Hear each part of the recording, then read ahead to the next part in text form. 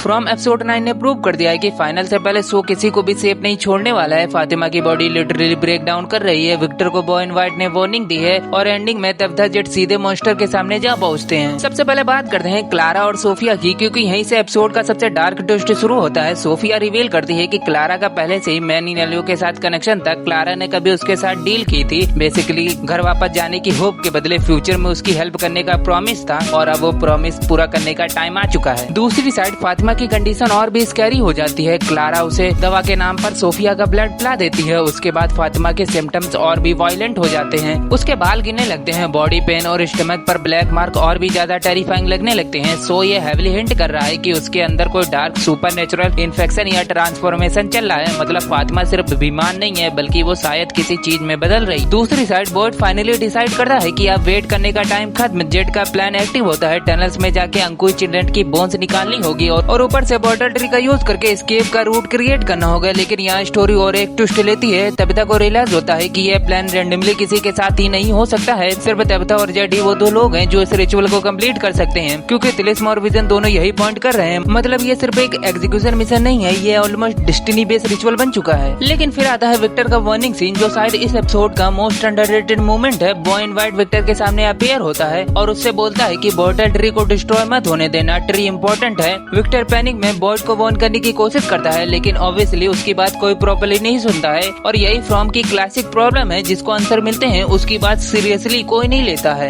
अब कंफ्यूजन ये है कि एक साइड जेड और तब्ता का रिचुअल प्लान है, दूसरी साइड बॉय एंड व्हाइट की वार्निंग है। जो चीज उन्हें बचा सकती है वही सबको और भी बड़े डिजास्टर में ढकेल सकती है। फिर आता है एपिसोड का फाइनल नाइटमेयर सीक्वेंस। तब्ता और जेड टनल्स में एंटर करते हैं। वो तिलिस्म के साथ एक बैरियर क्रिएट करते हैं और फाइनली उन्हें अंकुश चिल्ड्रन की बोन्स मिल जाती हैं। लेकिन जैसे ही वो पत्थर हटाते हैं मॉन्स्टर जाग जाते हैं और लास्ट शॉट में वो क्रिएचर उनके सामने खड़े होते हैं। यानी जिस आंसर के लिए वो दोनों इतने टाइम से स्ट्रगल कर रहे थे, उस आंसर तक पहुंचते ही डेथ उनके सामने बिल्कुल आकर खड़ी हो गई है। तो एपिसोड 9 का रियल टेक वे ये है कि मैन इन येलो अब ओपनली गेम खेल रहा है। फातिमा की कंडीशन नॉर्मल नहीं है। बॉटल ट्री का ट्रुथ अभी भी अनक्लियर है और तब्ता और जेट फिनाले से जस्ट पहले मॉन्स्टर के ट्रैप में फंस चुके हैं। अगर 9th एपिसोड इतना ब्रूटल था तो फिनाले या तो टाउन के कर्ज को तोड़ देगा या फिर सब कुछ और भी ज्यादा हॉरिफाइंग बना देगा। कमेंट्स में आप बताइए आपको ये एपिसोड कैसा लगा। वीडियो अच्छा लगा हो तो लाइक करिए, चैनल को सब्सक्राइब करिए। मिलते अगले वीडियो में।